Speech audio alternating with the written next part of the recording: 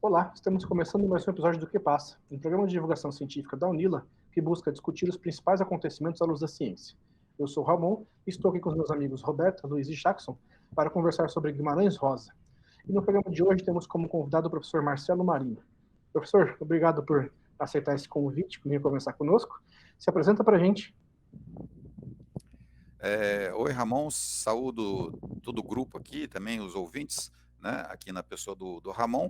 E eu sou, então, Marcelo Marinho, sou professor da Unila e nos cursos de mestrado em literatura comparada, mas também sou professor de literatura comparada nos dois cursos de letras que nós temos aqui na Unila.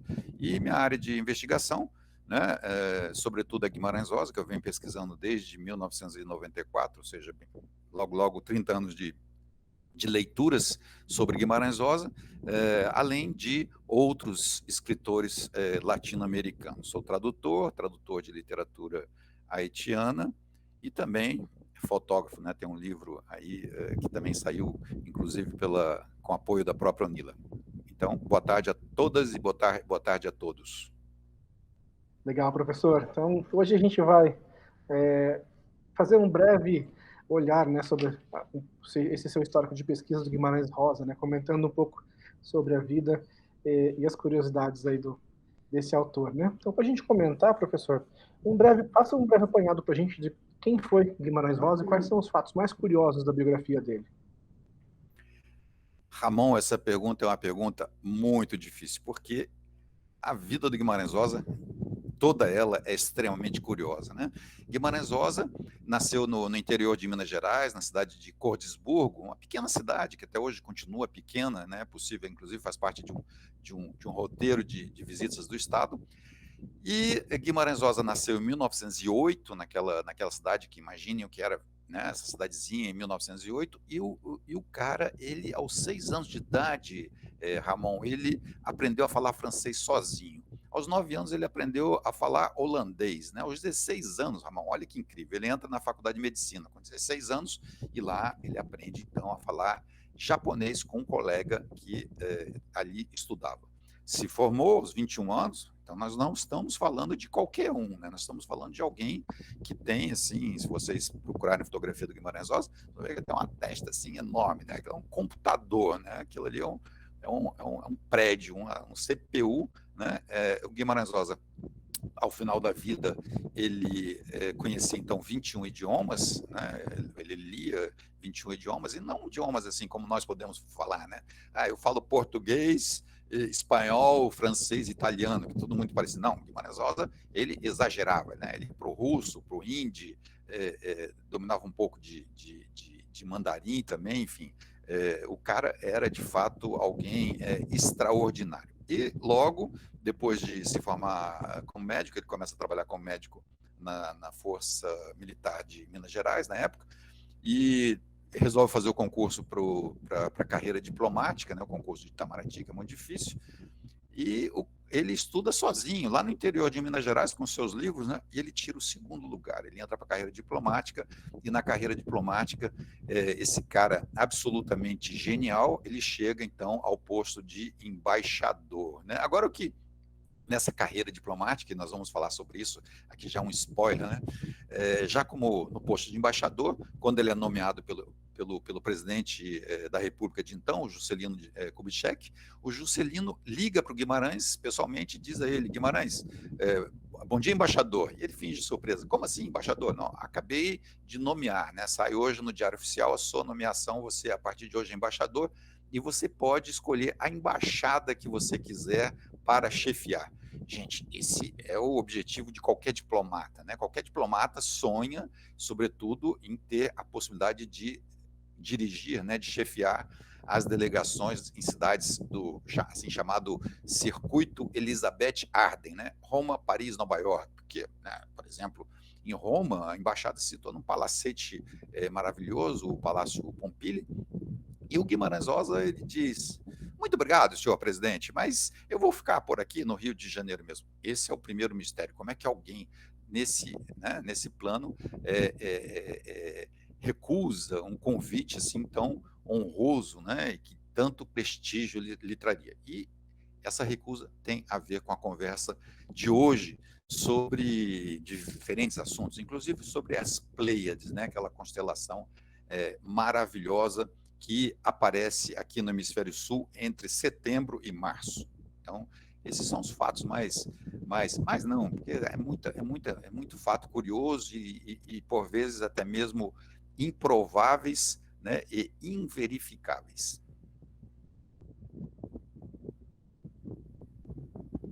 Professor, você tinha falado sobre o Guimarães Rosa, né, ser autodidata em algumas línguas. Eu queria saber como que essa relação com idiomas influenciou nas suas obras.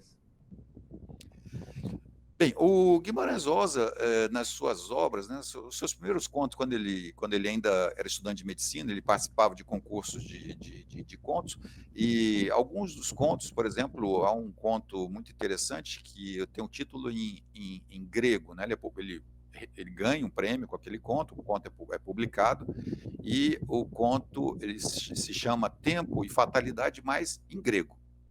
E tem outros contos também que colocam em cena a língua inglesa, mas aí ele fica um tempo, então, sem escrever, e quando ele volta com um novo idioma, né? Não um novo idioma, mas aquela língua portuguesa tal qual nós a falamos aqui, né?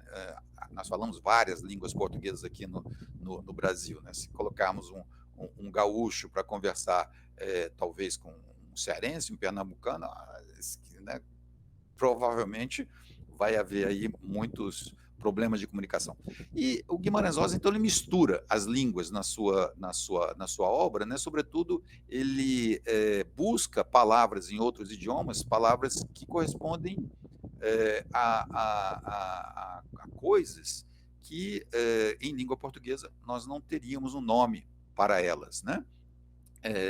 E o primeiro livro, o livro de estreia do Guimarães Rosa, se chama Sagarana. Sagarana, a gente ouve a palavra e pensa, nossa, a palavra é do português, né? Com tanto A, por exemplo, Sagarana, né? Parece uma palavra da língua portuguesa. Mas não. Sagarana é a junção de rana, que é um sufixo, né? Que vem no final da palavra, do tupi-guarani, que significa parecido com. E o radical saga, que nas línguas nórdicas, né, da Escandinávia, representa a história heróica de um grupo ou de um povo. Pode ser de uma pessoa também, né, mas geralmente a história de um grupo ou de povo. Então, esse pequeno livro do Guimarães Rosa, o livro de estreia, que tem 10 contos, já se propõe como parecido com a saga, né? E a saga de quem? A saga de uma pessoa? Pode ser. A saga de um grupo? Pode ser, mas pode ser também a saga da própria humanidade. Então, Guimarães Rosa, ele recorre ao seu amplo, né, vasto conhecimento idiomático para elaborar a sua obra de ficção. Marcelo, aproveitando que você falou a questão da criação dos neologismos, né, pelo Guimarães Rosa, a estrutura narrativa dele também não é uma estrutura narrativa tradicional. Isso e a presença dos neologismos afeta a tradução da obra de Guimarães Rosa para outras línguas? Porque, assim, ele está entre os 10 mais traduzidos, mas ele poderia ser muito mais traduzido. Essa narrativa não tradicional e esses neologismos afetam a tradução da obra dele para outras línguas? Afetam demais, né, a tradução para outras línguas. Então, por exemplo, em língua francesa, nós já temos, no caso de Grande Sertão Veredas, nós temos 2 traduções, e quando nós lemos as 2 traduções, parece que são 2 livros totalmente diferentes, pela opção feitas pelos tradutores, né?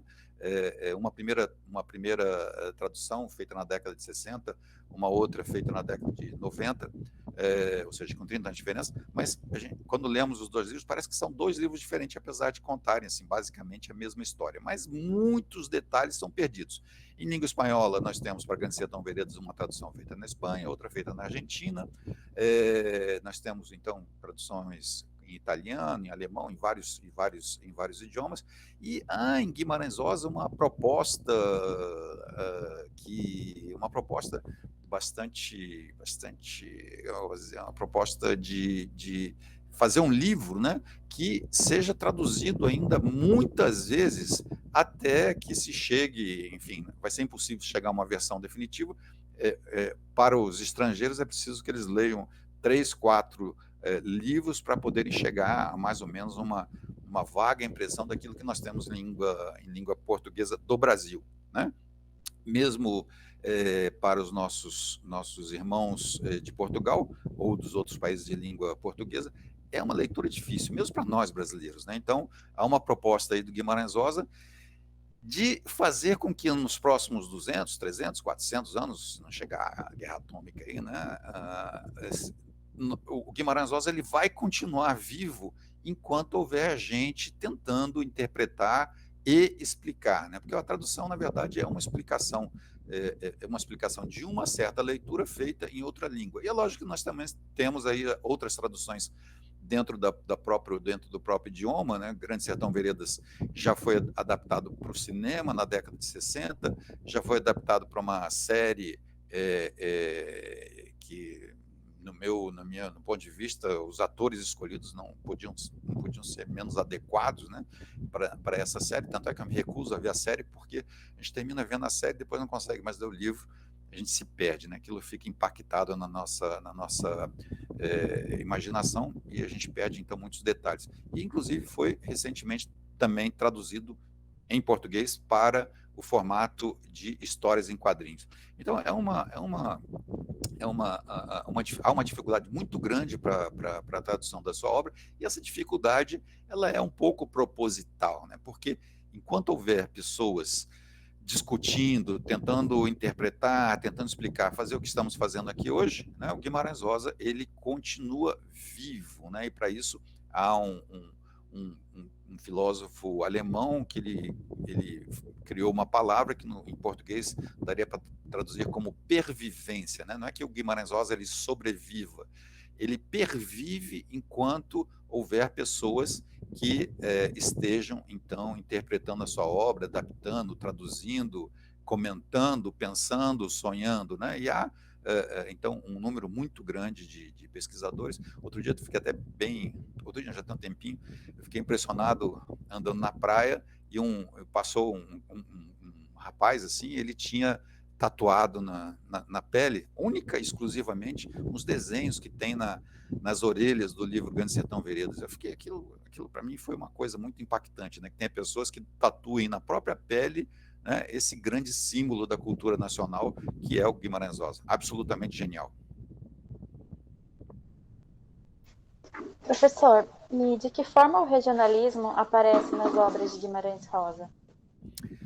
O regionalismo nas obras, é lógico, é possível ler a obra do Guimarães Rosa como regionalista, e isso há um grande número de pessoas que assim o faz, né? Inclusive há pessoas, no caso de Grande Sertão Veredas, há pessoas que propõem um mapa da trajetória, do percurso feito pelo protagonista, que se chama Riobaldo. Há uma tendência, há uma grande parte da crítica, dos leitores, que, de uma forma correta, aliás, né, que se dispõe a ler Grande Sertão Veredas como uma obra regionalista, por conta do pretexto histórico que tem a ver com o Lampião e Maria Bonita, né? Então, o Guimarães Rosa ele vai se inspirando nesses fatos históricos para fazer uma obra que, no final das contas, se nós começarmos a olhar bem o conjunto, né, o conjunto da produção de Guimarães Rosa, né, nós começamos a ler uma pequena história de 3 páginas, e aí a gente começa a prestar atenção na paisagem, a gente começa a ver que essa paisagem ela é sertaneja, mas ela vai muito além do sertão. Então, os nomes das plantas, né, são plantas, muitas vezes, que não correspondem exatamente ao sertão, mas correspondem à Mata Atlântica, ou plantas que, por exemplo, se distribuem no conjunto das Américas, ou plantas que são exóticas no Brasil, que, na verdade, correspondem ou à África, ou ao Oriente Médio, sobretudo ali na região de Jerusalém, de Israel. Então, há uma profusão muito grande de nomes, de plantas, de bicho. Às vezes, mesmo em algumas histórias aparecem lá o urso, né? Uma gruta com urso, e todo mundo passa por ali, lê,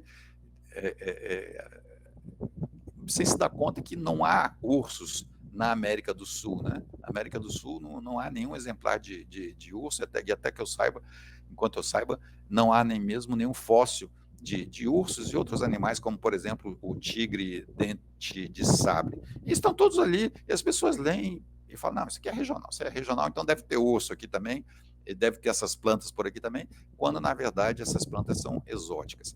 Então, o Guimarães Rosa, ele parte do regionalismo, mas para construir uma obra que ela, na verdade, tem um alcance universal. Ela fala sobre essa região do Brasil, sim, mas ela fala, sobretudo, do conjunto, né? Fala, sobretudo, sobre o conjunto dos seres humanos. Fala sobre a própria condição humana, sobretudo no que se refere a um momento essencial da nossa condição finita de seres humanos, que é a nossa morte. Legal, Marcelo. Ainda sobre esse grande contexto, né, que está presente na obra do Guimarães Rosa, qual que é a influência da cultura popular brasileira nas obras do autor? Isso é fantástico. Guimarães Rosa, ele é absolutamente fantástico, né? Porque ele é evidente que outros artistas também se propuseram a trilhar o mesmo caminho, né? Por exemplo, o Heitor Villa-Lobos, né? O Heitor Villa-Lobos, ele busca na cultura popular cantigas, né? Ele busca a musicalidade dos povos ameríndios, ele busca a musicalidade das comunidades quilombolas, cantigas de ninar, e o Villa-Lobos, então, ele traz para esse universo da música erudita, ele traz esse conjunto, né, que faz parte do nosso patrimônio e que fica, no mais das vezes, invisibilizado, porque as classes hegemônicas, né, costumam apresentar essa produção relativa a esse segmento da população, ou seja, os subalternizados, né, costumam apresentar como algo inferior, como algo negativo. E eles, então, trazem, o que o Villa-Lobos traz todo esse patrimônio para o seio da própria música erudita, e o Guimarães Rosa faz a mesma coisa. Ele busca, então, sobretudo, por exemplo, naquilo que nós chamamos naquilo que se chama de oratura, né? Oratura são todos esses textos que nem sempre são escritos, ou que quase nunca são escritos, né? Às vezes eles são escritos mais tarde, mas são textos que circulam unicamente de forma oral, nas rodas, por exemplo, os contadores de causo, né? As lendas, Saci, o Curupira, todas essas lendas que há pelo país, e que pouco a pouco também elas vão desaparecendo por conta dessa luta, né? Então, as classes hegemônicas dizem, não, o que é mais bonito, o que é mais interessante é o Mickey, é o Pato Donald, e nós deixamos aí o nosso belíssimo e querido Saci Pererê, por exemplo, de lado. E o Guimarães Rosa, ele vai lá, então, e resgata todo esse patrimônio da oratura, né? Ele resgata esse patrimônio da cultura popular, da cultura brasileira, e ele, então, articula com elementos da cultura popular de outros países também, como, por exemplo, o mito de Fausto, né? Fausto é um mito de alguém que faz um pacto com o demônio, e nós já vamos falar sobre isso também. Fausto é a história de alguém chamado Fausto, que faz um pacto com o demônio para ter poderes sobrenaturais. Bom, essa história, ela foi a primeira história a ser impressa depois da invenção da imprensa por Gutenberg, né? Ela já circulava ali na Alemanha em forma de teatro de marionete, circulava também nessa forma, né, de difusão por meio do contato oral, verbal, ou seja, fazia parte da oratura até o momento em que é incorporado à literatura. A literatura é aquilo que, em princípio, é escrito, impresso, né? E passa, então, a receber diferentes versões, né? Então, Fausto, ele faz um pacto com o demônio, e o pacto tem um preço, né? O preço do pacto com o demônio é a vida. E nós já estamos, de novo, aqui tratando daquele ponto, né, que interessa sobremaneira no conjunto da obra do Guimarães Rosa, que é exatamente esse momento em que a vida cede lugar a algo que nós não sabemos o que é, porque nós não sabemos o que é a morte, e há uma grande reflexão sobre a morte na obra de Guimarães Rosa, e não sabemos o que vem depois, né? Mas, de qualquer forma, quem faz o pacto com o demônio tem que entregar a sua alma, esse é o preço.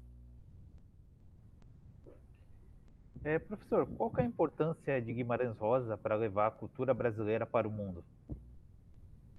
A meu ver, assim, a principal importância do Guimarães Rosa é, sobretudo, demonstrar que uma literatura de alcance universal, uma literatura cujo significado ele pode ser encontrado entre comunidades autóctones da Austrália ou da China ou do Peru, né, entre habitantes da cidade, habitantes do campo, enfim, o conjunto de toda a humanidade. A obra do Guimarães Rosa tem, sim, um significado universal, né? E é evidente que essa condição, né, sempre nesse processo em que, e aí a UNILA está aí justamente lutando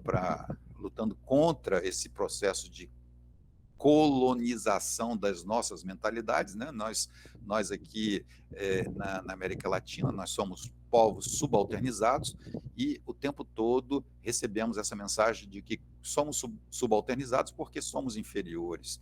E se somos inferiores é porque o que é produzido, né, o que é feito em termos de arte, de cultura, de invenção, de conhecimento, enfim, todo o conjunto da produção intelectual dos povos que dominam são superiores à nossa produção, inclusive o próprio idioma. Né, o próprio idioma é algo que faz parte desse processo de colonização das nossas mentalidades. Então, Guimarães Rosa, ele é um cara absolutamente genial e ele vem aí como prova, né, como testemunho de que não, nós aqui também, mas não apenas Guimarães Rosa, muitos outros autores, né,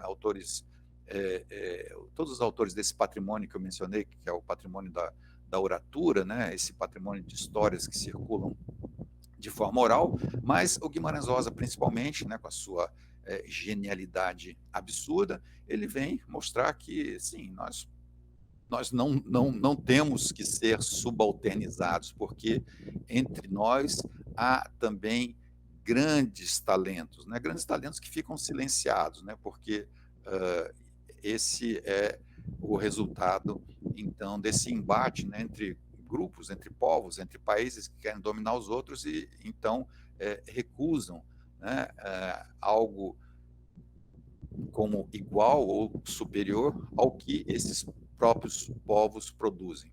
Então, creio que a importância do Guimarães Rosa está justamente aí, né, no ponto de vista da reflexão sobre o ser humano, que é totalmente nova, sobre a vida e sobre a morte do ser humano, e também nessa articulação do patrimônio cultural popular com o patrimônio cultural erudito, e essa seria, então, talvez o principal fator, né, que demonstra a sua importância para a humanidade, não apenas para nós brasileiros, mas para o conjunto da humanidade.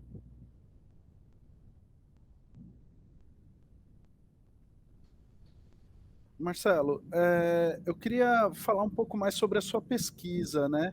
Eu queria entender qual que é o desafio de se estudar um autor clássico em um contexto em que a literatura contemporânea está cada vez mais ganhando mais espaço nas pesquisas literárias.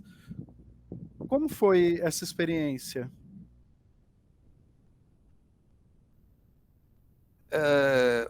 A questão desse estudo do que nós chamamos de literatura contemporânea, que seria talvez algo aí que esteja sendo produzido desde a década dos anos de 1990 para cá, né, é muito legítima, né, porque justamente abre espaço para essa literatura produzida fora dos grandes centros urbanos do país, fora do eixo Rio, São Paulo, e Guimarães Rosa também já se situa, né, apesar de, na sua função de diplomata, ter vivido no Rio, mas a sua obra é a obra de alguém, é uma obra cosmopolita, uma obra transnacional, transcontinental, né, mas que tem aí um esteio lá na sua Minas Gerais. Se Guimarães Rosa tivesse nascido no Ceará, ou tivesse nascido no Rio Grande do Sul, a sua obra seria outra. Se Guimarães Rosa tivesse nascido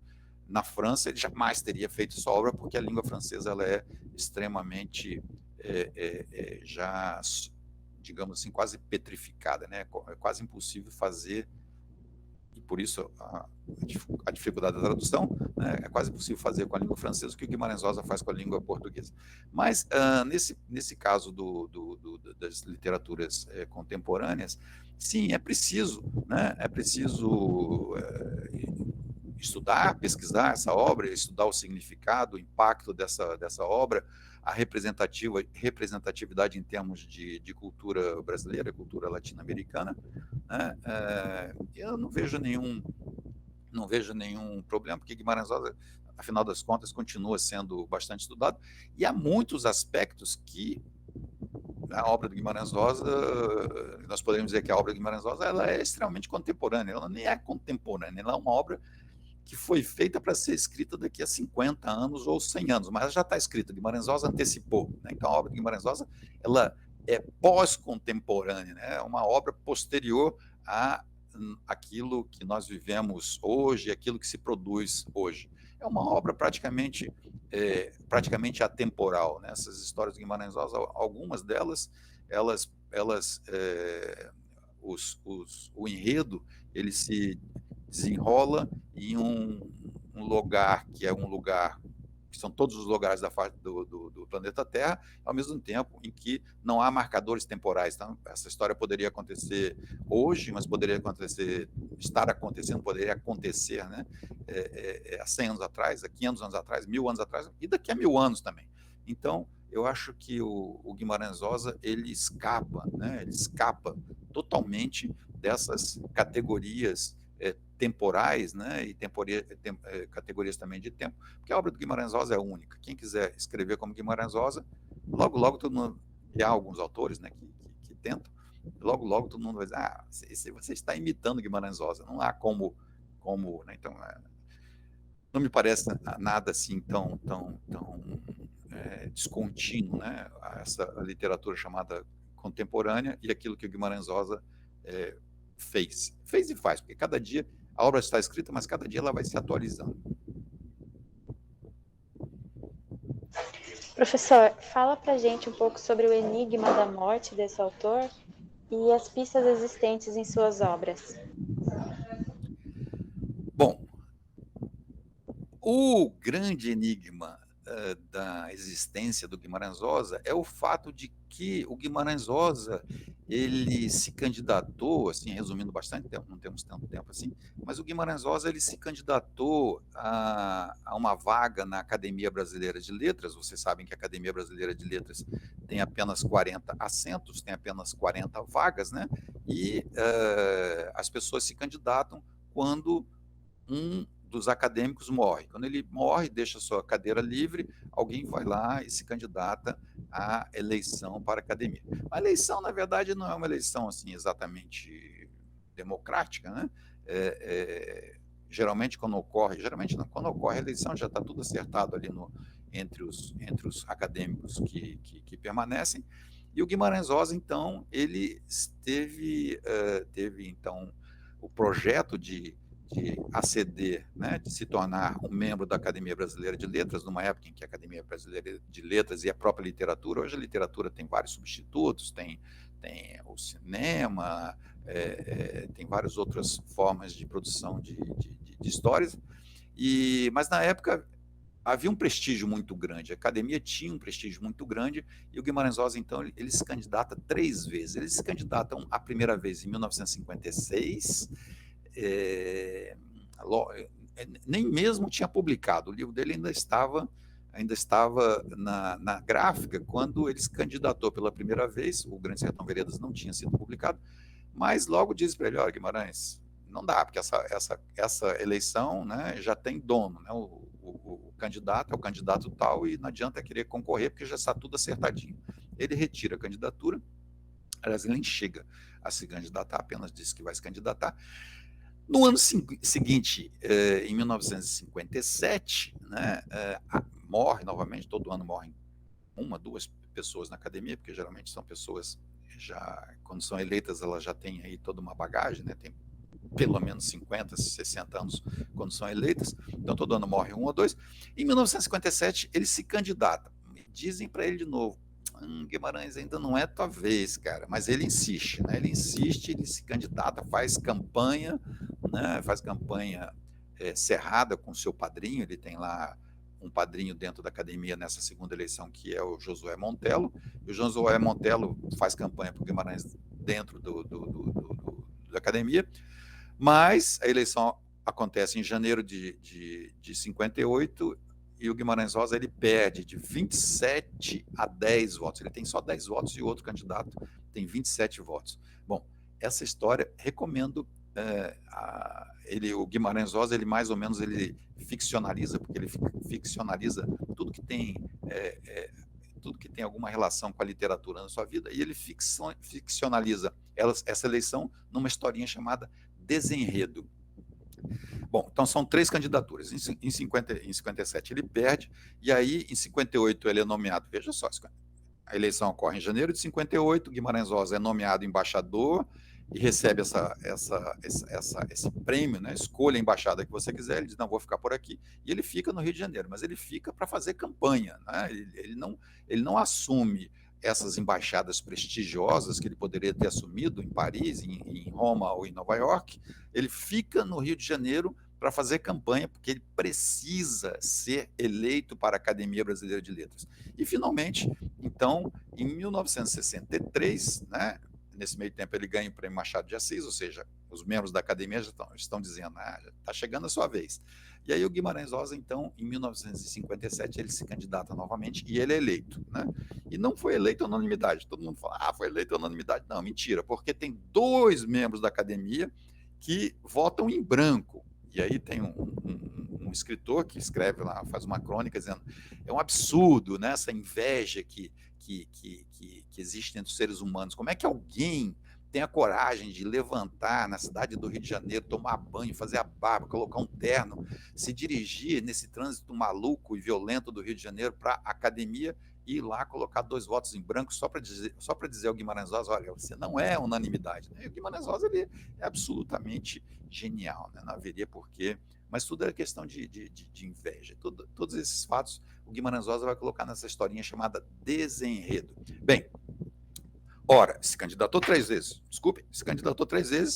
e ele então começa a adiar a posse na academia. Ele adia uma semana, adia 2, um mês, 6 meses, 1 ano, e todo mundo fala: mas Guimarães, que isso, né? Você se candidatou, votamos para você, e ele fala: estou muito ocupado no Ministério das Relações Exteriores. Mentira, ele trabalhava na divisão de fronteiras do Itamaraty, nem havia mais problema, desde o Barão do Rio Branco já não havia mais problema de fronteira. Ou então ele dizia: não, é muita emoção para mim, a academia é muito importante, eu estou com problema de saúde. Bom, ele adia 1 ano, 2 anos. No final do 3º ano, ele marca a festa de posse na academia. Isso é muito louco. Ele marca para o final do ano seguinte. Isso é absurdamente louco, porque eu vou compartilhar com vocês aqui um fato pouco conhecido ou totalmente desconhecido, porque, na verdade, ele acaba de ser publicado num artigo agora de dezembro de 2021, né? E o Guimarães Rosa, então, ele marca a posse na academia para novembro do outro ano, para novembro de 1967, mais de 4 anos depois da eleição. Gente, isso é quase absurdo. Bem, ele marca, então, a posse para o dia 16 de novembro, que é uma quinta-feira, né? de novembro de 1967, um ano depois, e algumas pessoas que viajaram com ele, como, por exemplo, o crítico literário uruguaio Emir Monegal, viajou com ele, passeou por Nova York, e o Emir deixou registrado que ele tinha a impressão que o Guimarães Rosa estava se despedindo, que ele sabia que não ia mais voltar para aquele lugar, para Nova York. E, de fato, na semana da posse, né, o Guimarães Rosa, então, no dia 16 de novembro, quinta-feira, que é outra data, né, bizarra, né, uma festa dessa a gente marca para uma sexta-feira, para um sábado, para poder acordar domingo, para poder, né, tomar champanhe à vontade, vinho à vontade, porque as festas, né, as festas de posse na academia são bastante concorridas e bastante também prestigiosas, né? E o Guimarães Rosa marca para uma quinta-feira. Bom, quinta-feira ele vai lá, toma posse, né? E ele pede para um amigo, olha, ele pede para um amigo médico, se eu fizer sinal, corra e me socorra, porque alguma coisa está acontecendo. Então ele deixa todo mundo ouriçado, né? Todo mundo curioso, e ele faz um discurso. Nesse discurso, o Guimarães Rosa ele menciona 6 vezes o nome de alguém que não tem nada a ver com literatura, que é o Getúlio Vargas, né? Ele menciona 6 vezes o nome de Getúlio Vargas. Getúlio Vargas não tem nada a ver com literatura. O discurso de posse vai, então, retomar, vai, então, fazer uma menção a Getúlio Vargas, e o que há em Getúlio Vargas de literatura é talvez aquilo que seja mais conhecido de toda a sua obra política, que é a Carta Testamento, né? Ou seja, também é um pouco de literatura. A Carta Testamento do Getúlio Vargas faz parte também do nosso patrimônio literário, e nessa Carta Testamento, o que diz o Getúlio? Getúlio, na sua Carta Testamento de 1954, quando ele escolhe por fim a sua própria vida, como todos vocês sabem, né, em agosto, então ele deixa uma Carta Testamento na qual ele escreve: serenamente dou um passo rumo à eternidade e deixo a vida para entrar para a história. Guimarães Rosa não menciona essa frase, mas menciona 6 vezes o nome do Guimarães Rosa. Esse discurso dele também vale a pena ser lido, porque há muitas referências à morte e, sobretudo, uma frase que é talvez a mais famosa desse discurso, que é: as pessoas não morrem, elas ficam encantadas. Isso na quinta-feira à noite. E aí, o que acontece? Nada. Ele toma posse e vai para casa. No domingo, o Guimarães Rosa, pela manhã, ele oferece um dicionário para a sua esposa, Aracy, e ele faz uma dedicatória em alemão, que é a língua do Fausto, dizendo que a vida é apenas uma passagem, pela manhã. Nesse domingo, o Guimarães Rosa ele não vai à missa, como ele sempre ia, ele não vai à missa, e quando a esposa Aracy volta, já não havia mais nada a fazer, Guimarães Rosa estava morrendo, né? Isso aí entre 7 e 8 horas da noite, né? Ele tem um infarto, ele chama, pede ajuda para um vizinho, o médico vem, aplica uma injeção nele, mas não tinha mais nada para fazer. O Guimarães Rosa morre aí entre 7 e 8 horas da noite, seu corpo não é levado, como ele já estava anunciando a sua morte por infarto há muito tempo, o laudo foi infarto, né? não houve autópsia, e o Guimarães Rosa, o corpo, então, é levado para o velório na Academia Brasileira de Letras, né? Ou seja, olha que loucura, ele adia essa posse na academia durante 4 anos e morre 3 dias depois. E o que é mais espantoso é que, exatamente como vocês estão vendo aí nessa imagem, exatamente, eu vou circular aqui, talvez aqui está aparecendo o meu cursor, a mãozinha, exatamente ali, nesse dia, vocês podem ver aqui o dia 19, dia da morte, de novembro de 67, às 20 horas, o Guimarães Rosa já está, né, o corpo já está sendo preparado para levar para a academia, não tem exatamente as horas, né, mas aí o corpo é preparado, levado para a academia, ele veste um fardão nele, que ele vai ser enterrado com fardão e vai ser enterrado com o livro Sagarana amarrado no braço, olha que coisa louca, um pouco como os faraós egípcios, né, e exatamente nesse horário, vocês podem ver aqui, ó, em Copacabana, no Forte de Copacabana, o que é que nós vemos saindo lá de trás do mar? Tem uma área bem bonita aqui atrás. Pois é, lá, nessa hora em que morre o Guimarães Rosa, estão saindo lá de trás do mar, de Copacabana, as Pleiades.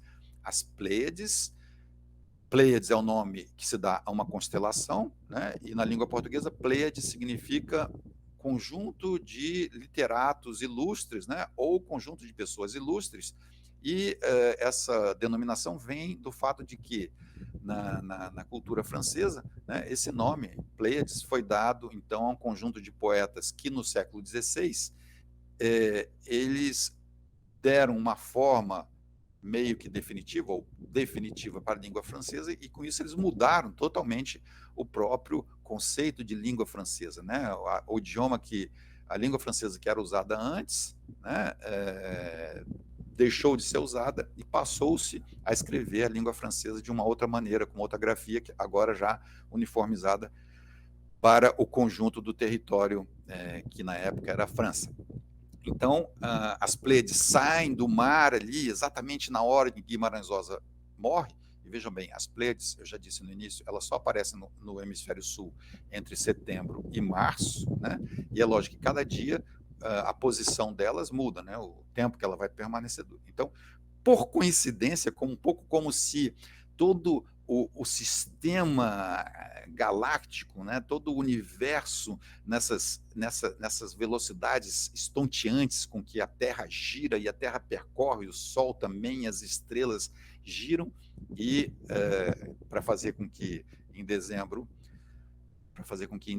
essas estrelas possam surgir em determinados lugares do planeta. Bom, é um pouco como se esse carrossel inteiro desacelerasse ou acelerasse ou regulasse as engrenagens para que as estrelas nascessem exatamente ali no horizonte de Copacabana, onde estava morrendo Guimarães Rosa. Ele morre em Copacabana, né, no seu apartamento, né, e então nesse curto período em que o Guimarães Rosa é levado para seu velório na academia, né, as estrelas saem do mar, vou fazer a mãozinha aqui, saem do mar e vêm passando por cima, né, passam por cima da Academia Brasileira de Letras, como se estivesse levando a alma de Guimarães Rosa para ser mais uma das estrelas da constelação chamada Pleiades. Isso é absolutamente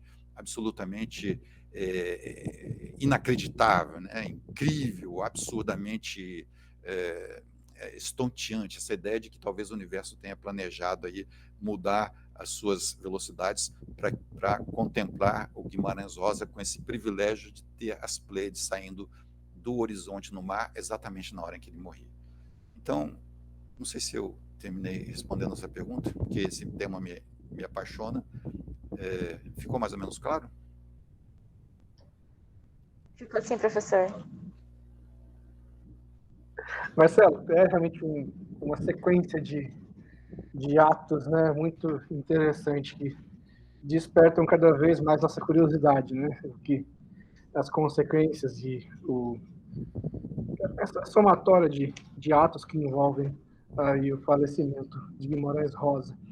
Mas um outro ponto também chama muito a atenção, que é aquela questão do pacto com o demônio, né? É sempre um tópico muito chamativo, né? E na obra de Guimarães Rosa e na vida dele também não podia ser diferente, né? O que o pacto com o demônio presente ali em Grandes Sertões Veredas tem relação com a vida do autor?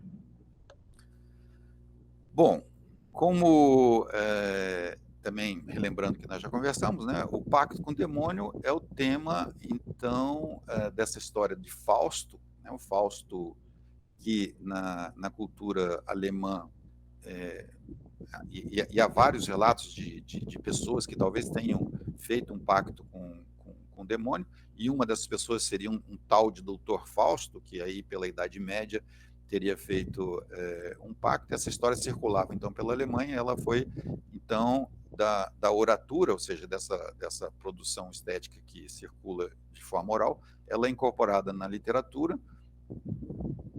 O primeiro livro impresso depois da invenção é o livro de Fausto.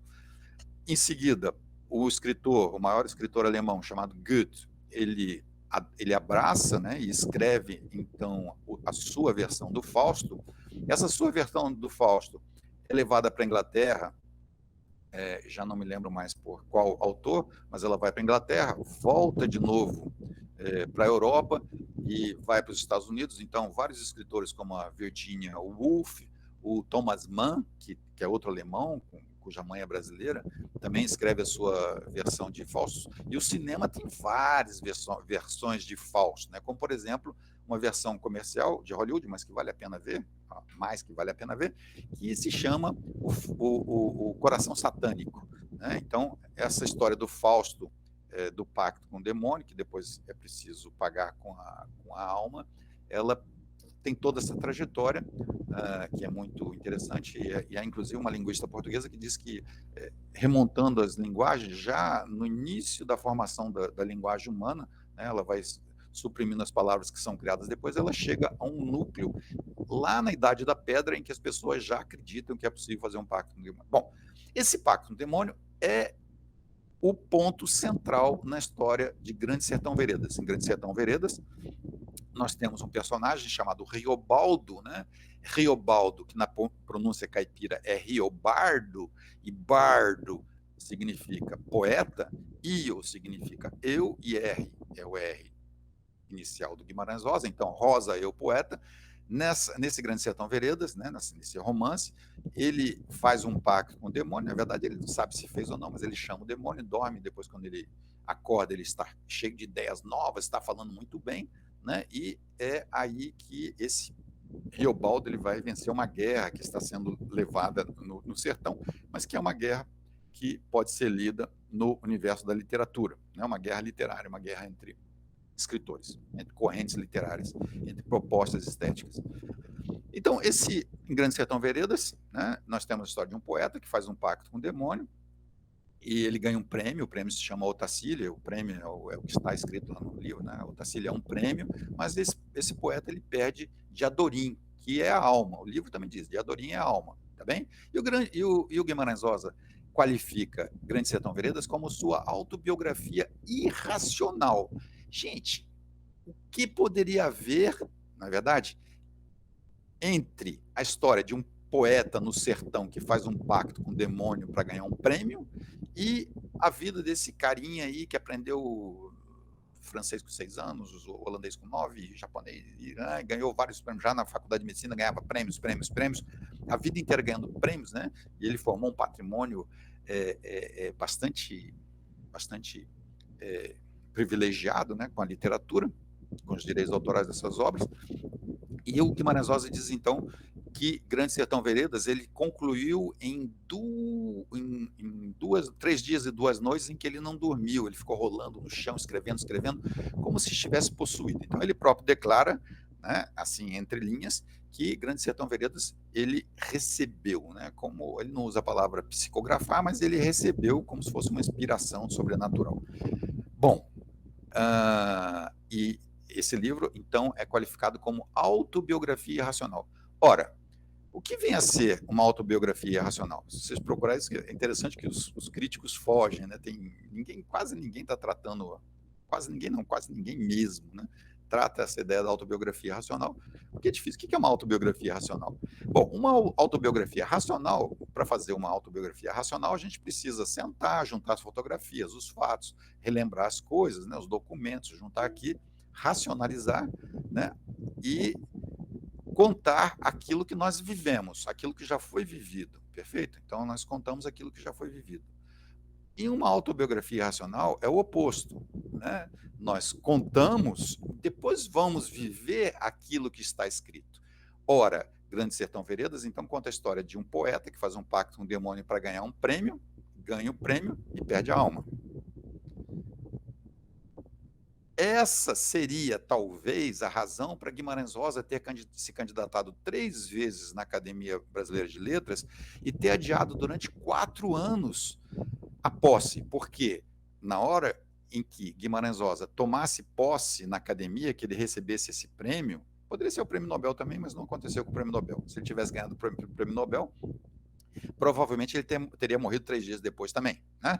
Mas ele não recebeu, ele recebe esse grande prêmio, que é entrar para a academia, e ele morre 3 dias depois, um pouco como Jesus, né? Que Jesus ressuscita no final do 3º dia. Então, Guimarães Rosa, ao mesmo tempo em que ele morre ao terceiro dia, e não foram 6 dias, 12, 18, 14, 2 horas, não, foram 3 dias, e foi no domingo, bem na hora da missa, né? O Guimarães Rosa ele morre bem na hora da missa, né? E ao mesmo tempo que ele morre, ele ressuscita, e sua alma é então levada pelas Pleiades, ele se transforma numa estrela, né, dessa constelação de literatos, literatos talentosos. Tá? Então, a relação que pode haver entre o pacto que se encontra em Grande Sertão Veredas, mas em outras histórias também nós temos sempre a mesma perspectiva, talvez não do pacto, mas uma reflexão sobre a morte no contexto de diferentes religiões, né? Até agora já foram identificadas aí no conjunto dessas religiões, que aliás o Guimarães Rosa ele diz que as pessoas pensam, retomando aquela ideia do regionalismo, né? Guimarães Rosa disse, as pessoas pensam que eu estou fazendo uma cena de Minas, mas eu estou fazendo uma omelete ecumênica. Na verdade, ele trata de várias religiões, e nesse conjunto da sua obra, o Guimarães Rosa fala então sobre a morte no âmbito das religiões afro-brasileiras, como, por exemplo, a Umbanda. O Guimarães Rosa fala sobre a morte do ponto de vista dos budistas e dos taoístas, em uma outra história. Ele fala sobre a morte do ponto de vista dos hindus, né, do hinduísmo, em outra obra, também do judaísmo, em outra obra, e do cristianismo, em outra obra.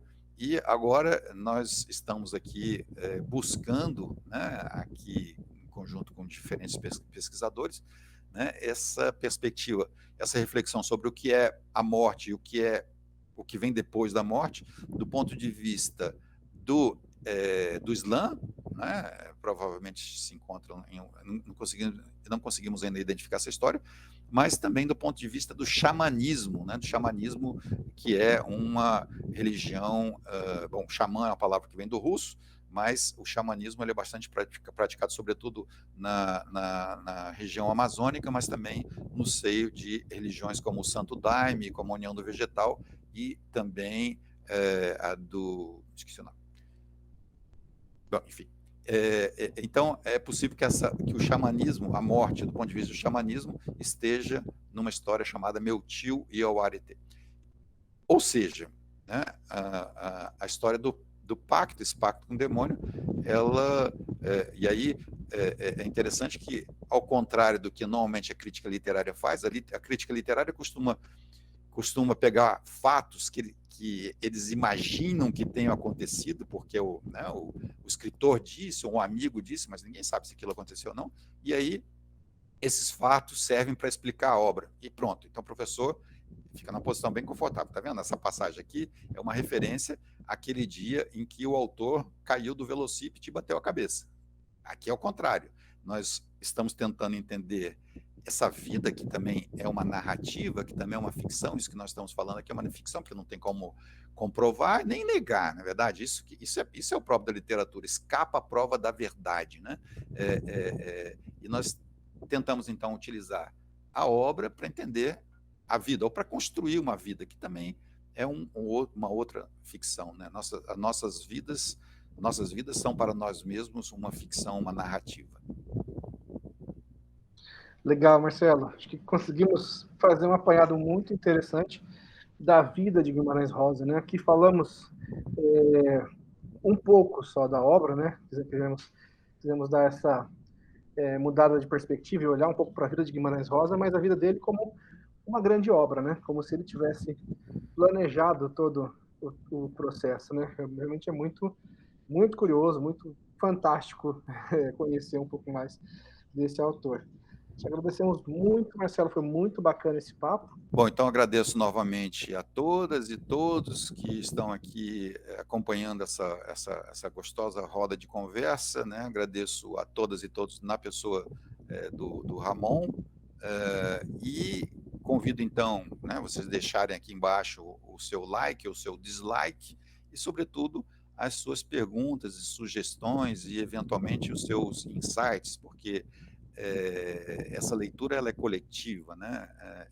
É muito interessante. Uma grande parte dessas informações aqui que nós estamos compartilhando, elas surgem espontaneamente nos nossos encontros. Então, por favor, contribuam, façam perguntas, comentários, sugestões de pistas de leitura, que ficarei extremamente agradecido, e venham todos fazer aqui as disciplinas, né, como alunos regulares ou como ouvintes ou como alunos especiais do nosso mestrado em literatura comparada. Há uma cadeira específica para trabalhar a obra do Guimarães Rosa, que é um jardim, uma floresta absurdamente rica, com frutas para todos os gostos, tá bem? Então, like aqui embaixo, ou dislike, como vocês. E muito obrigado pela presença de todas e todos.